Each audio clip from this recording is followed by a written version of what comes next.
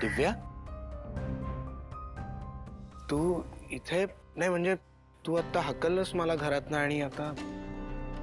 हो हाकललं मी तुला, तुझा रागराग केला, पण माझ्याऐवजी दुसरं कोणी असतं तर काय केलं असतं?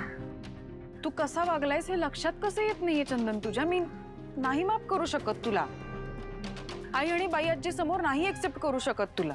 मी माफ कर असं म्हणतच नाहीये दिव्या, फक्त एक संधी दे एवढंच म्हणणं. हे बघ, त्यावर मला आत्ता वाद घालायचा नाहीये, पण ऍटलीस्ट तू किती मोठी चूक केलीयस हे लक्षात घे. तू खोटं बोललायस माझ्याशी, मला फसवलंयस, माझ्या घरच्यांना फसवलंयस, त्यामुळे तो वेळ लागणारच आहे. मान्य आहे मला, म्हणूनच सगळ्या जुन्या गोष्टी बाजूला ठेवून एक नवीन सुरुवात करायची. तू सांग मी काय करू, मी ते करायला तयार आहे खरंच. काहीच करू नकोस. तू हे सगळं आधीच खरं सांगितलं असतं ना तर ही वेळच आली नसती. मला माहितीये दिव्या, ही वेळ माझ्यामुळेच आली आहे, म्हणूनच सगळं विसरून पुन्हा एकदा नव्यानं सुरुवात करायची. अरे कसं विसरू चंदन? तुला कळत कसं नाहीये? सगळं विसरणं सोपं नाहीये माझ्यासाठी. तूच बघ ना, तू काय काय केलंयस माझ्यासाठी. आठवतंय का तुला? मला लग्नातून पळून घेऊन आलास, मला कुठे कुठे फिरायला नेलंस, महागड्या गाडीतून फिरवलंस, किती महागडे दागिने दिलेस मला. मला माहितीये तुझं माझ्यावर किती प्रेम आहे, सहजपणे कोणीच असं करत नाही. आणि हे सगळं तू एकट्याने केलंयस.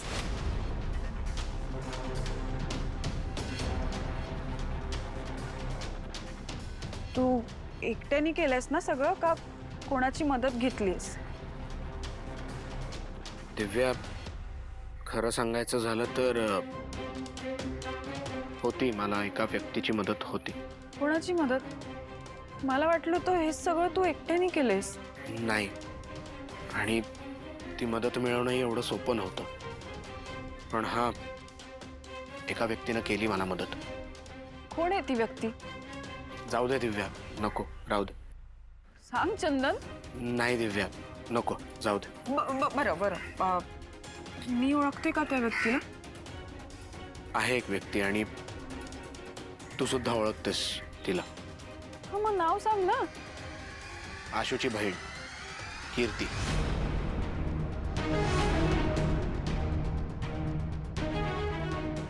बापरे, खरंच? हो. पण ती का करेल असं? कारण तिला तू त्या घरात नको होतीस.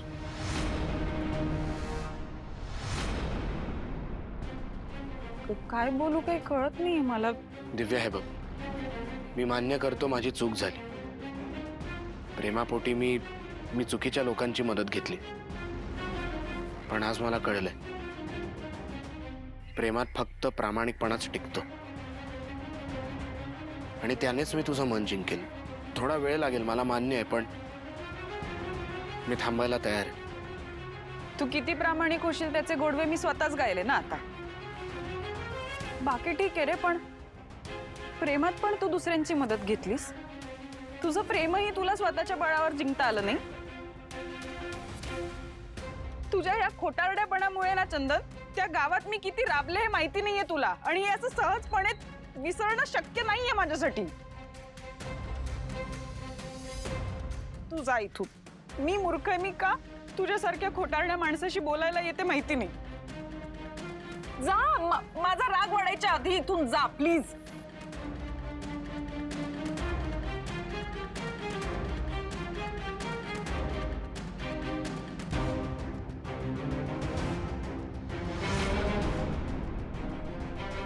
कीर्तीनेच हे सगळं घडवून आणलंय, मला लक्षात कसं आलं नाही?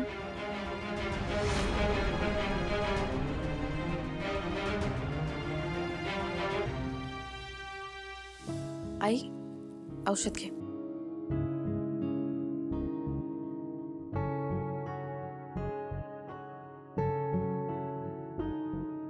झालं का किचन आवरून? हो, मी मदत करत होते तिला, पण तुमच्या सुनबाई म्हणाल्या की राहू दे, मग म्हटलं.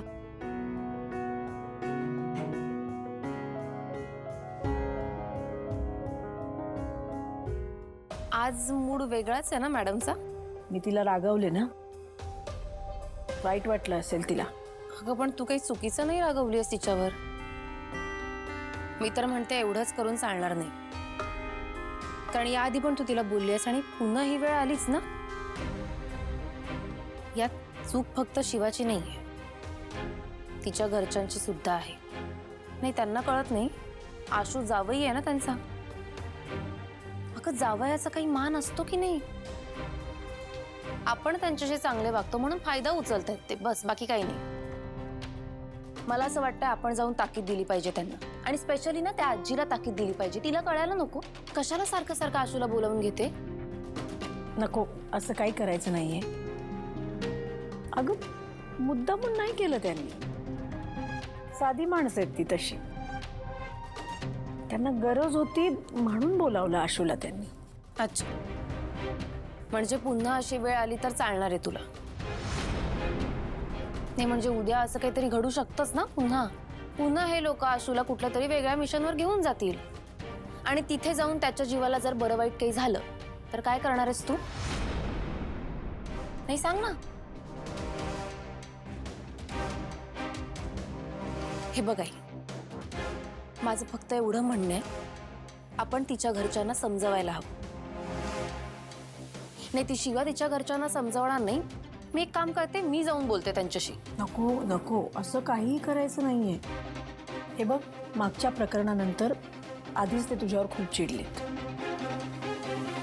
त्यात तू अजून काही भर घालू नकोस. पण नको.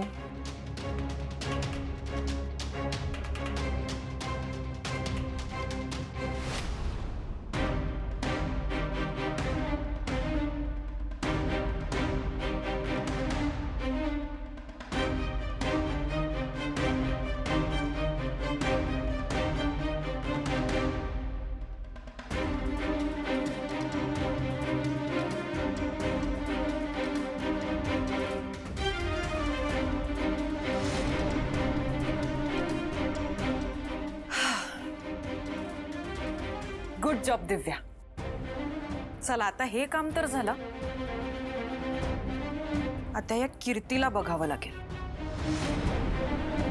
ती माझा असा काटा काढेल असं वाटलं नव्हतं मला. तिने चंदनचा फायदा करून घेतला ना, आता मी तिचा करून घेईन. नाही तिला तिची जागा दाखवली ना तर माझं नाव पण दिव्या नाही.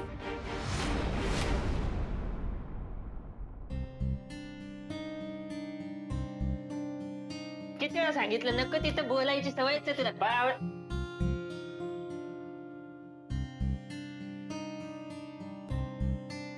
बॅटरी परत याचा दिलाचा चुरा झालासा दिसतोय. भाई, काय झालं? बोल, काय झालं? काही नाही. इकडे बघ. अरे तुला थोबडा सांगतोय. दिव्या त्यांनी परत तुला उदास केलं ना? काय बोलली? सांग, काय बोलली ती? नाही रे, काही नाही. अरे बाबा, आता तू बोललास तर तुझंच मन हलकं होणार आहे ना, त्यात आमचं काय आहे? काय रे? हा, यार अप्पर, तिची मागणी फारच मोठी आहे रे. काय? मी गेलो होतो तिच्याशी बोलायला, तर म्हणते की फक्त प्रेमाने पोट भरत नाही.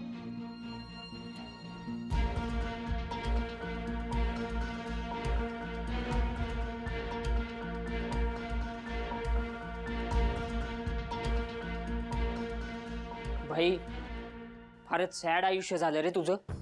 अरे तेच ना, एक चूक माणसाची इतकी वाट लावते. अरे पण तो तिच्यासाठी इथपर्यंत आला, पळून नाही गेला. आणि आपल्याला माहिती आहे ना दिव्याताई कशी येते, आणि याचं प्रेम पण आहे म्हणून याने एवढं केलं.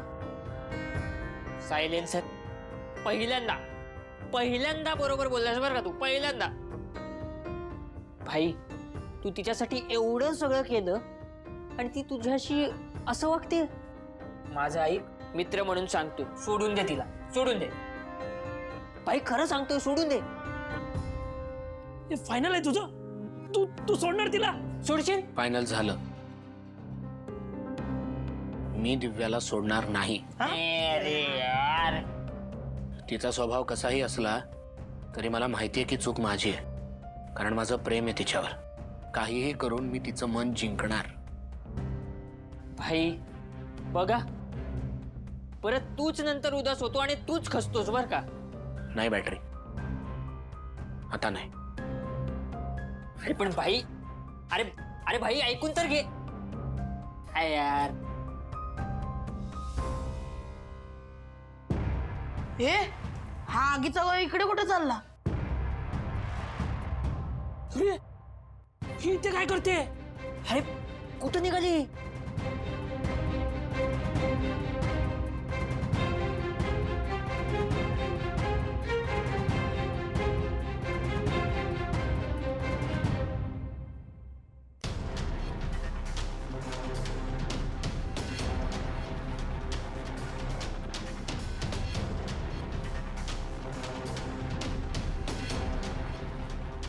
आजी, आजी,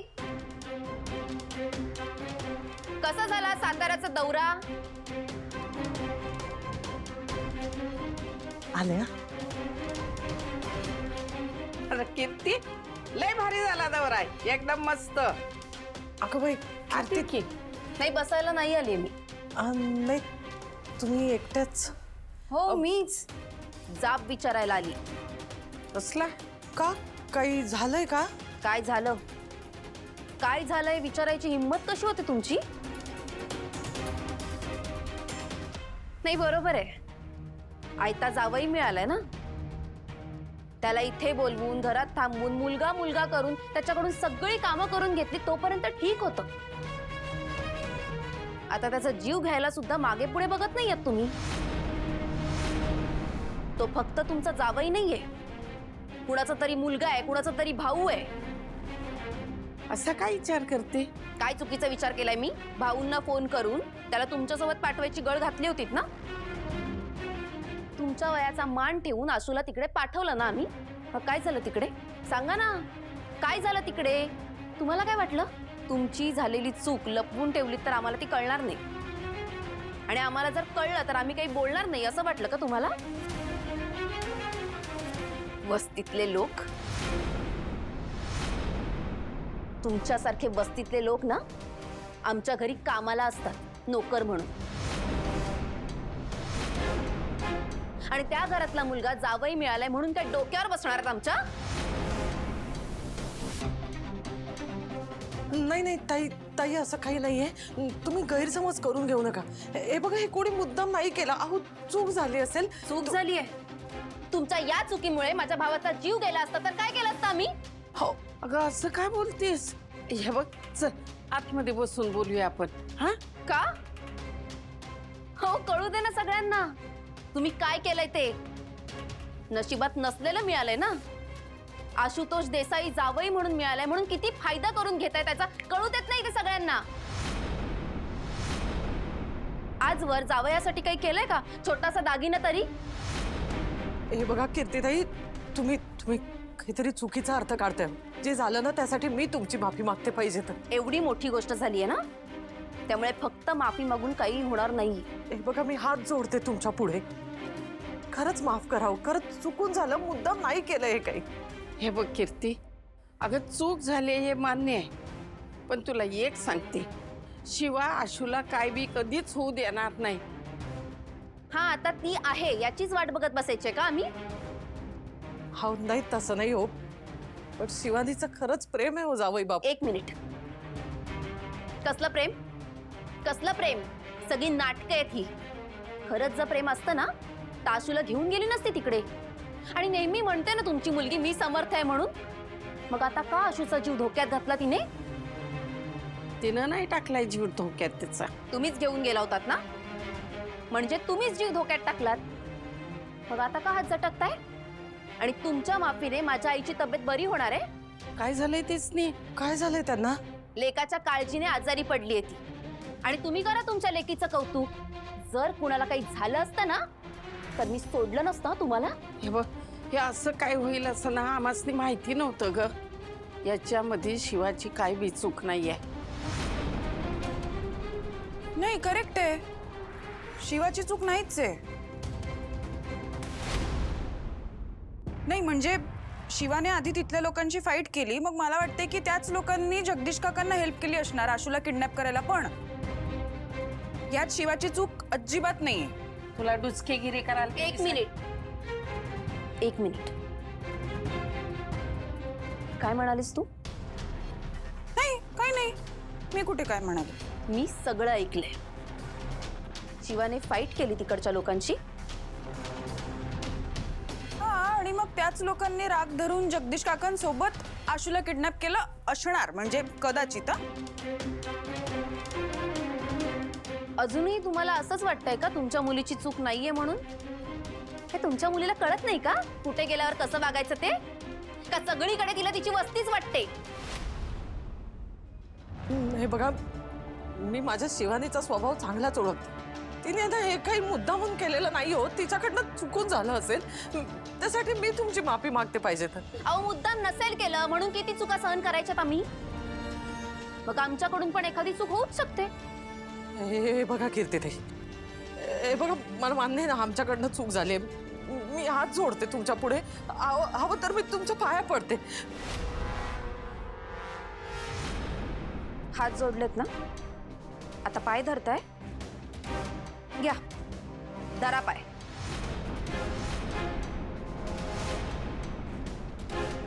वंदे, आई, आपली चूक आहे, मला माफी मागू द्या. वंदे तू आई, अगं पण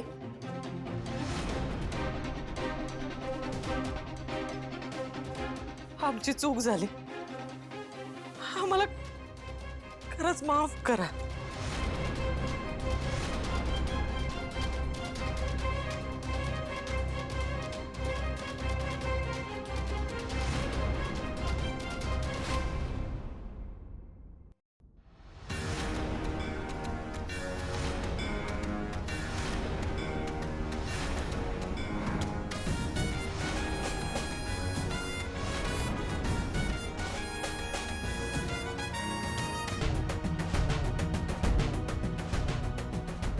कुठल्याही आईची जागा कोणाच्याही पायाखाली नसते.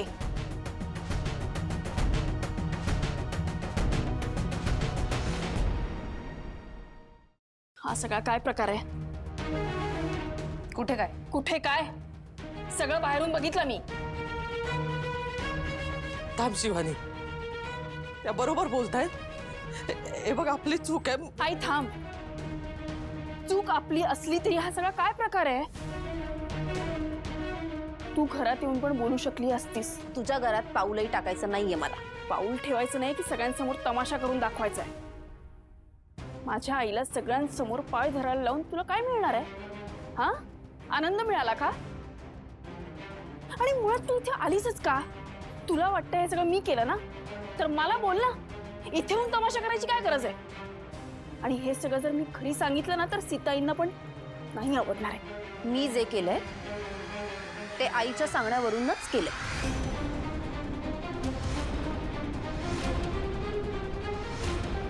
काय?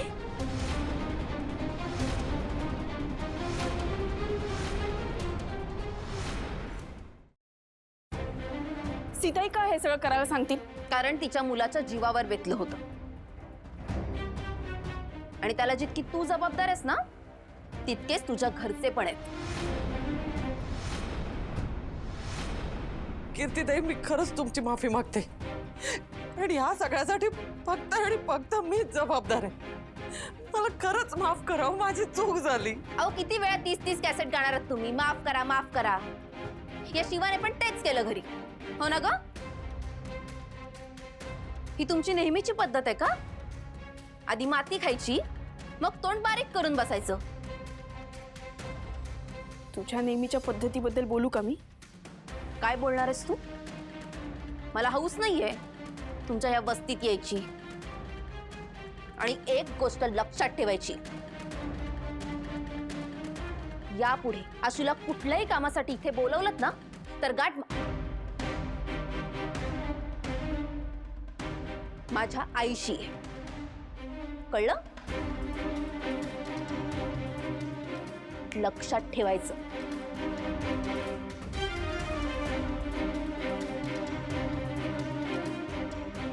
माझंच डोसकं फिरलं होतं म्हणून ह्या दोघांनी घेऊन गेले. हाय, काय होऊन बसलंय हो हे सगळं? तुम्ही शांत व्हा आणि आज चला. आई चला.